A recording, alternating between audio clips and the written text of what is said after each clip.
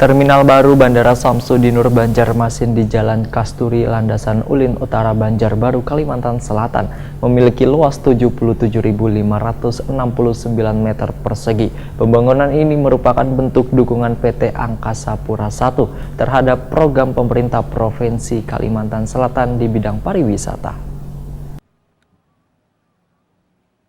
Terminal baru Bandara Syamsuddin Nur Banjarmasin di Jalan Kasturi, Landasan Ulin Utara, Banjarbaru, Kalimantan Selatan memiliki luas 77.569 meter persegi. Terminal baru berkapasitas 7 juta penumpang setahun ini ditunjang dengan 42 unit counter check-in, 4 conveyor belt, 1 ruang tunggu seluas 5.185 meter persegi. Tersedia pula 5 fixed bridge serta area parkir seluas 34.360 meter persegi untuk kendaraan roda 4 dan 2.420 meter persegi untuk kendaraan roda 2. Sedangkan apron bertambah menjadi 129.812 meter persegi dan mampu menampung 16 pesawat narrow body. Direktur Utama PT Angkasa Pura I Faik Fahmi ditakoni Prima TV usai doa bersama 2.000 anak yatim dari 11 pondok pesantren di Kalimantan Selatan, Kamarian Minggu 8 Desember 2019 memadahkan pembangunan Bandara Syamsuddin Nur Nanghanyar ini merupakan salah satu bentuk dukungan PT Angkasa Pura I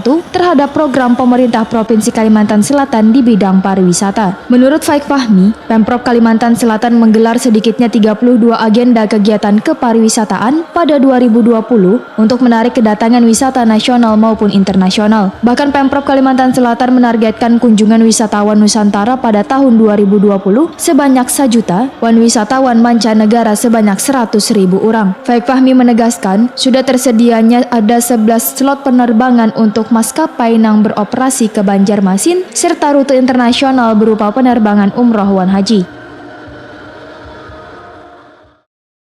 Ini kalau di bandara yang lama dulu kan kapasitas hanya untuk 1,7 juta penumpang per tahun.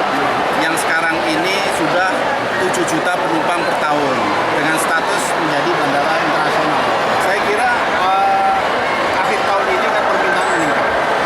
Harapan kita di tahun 2020 sudah mulai recovery. Jadi dengan fasilitas bandara yang baru sudah banyak permintaan untuk bisa menambah frekuensi. Kalau yang banyak permintaan kan ke Timur Tengah ya, Middle East untuk umroh. Nanti tidak tertutup kemungkinan untuk pariwisata, ya bisa dari Singapura, bisa dari Malaysia dan sebagainya. Yang penting bandaranya siap dan sudah memenuhi standar internasional, gitu ya. Sementara itu, Bandara Internasional Syamsuddin Nur ini konsisten dalam mendukung berbagai program peningkatan taraf hidup warga dengan menyalurkan kurang lebih 1 miliar rupiah sepanjang tahun 2019.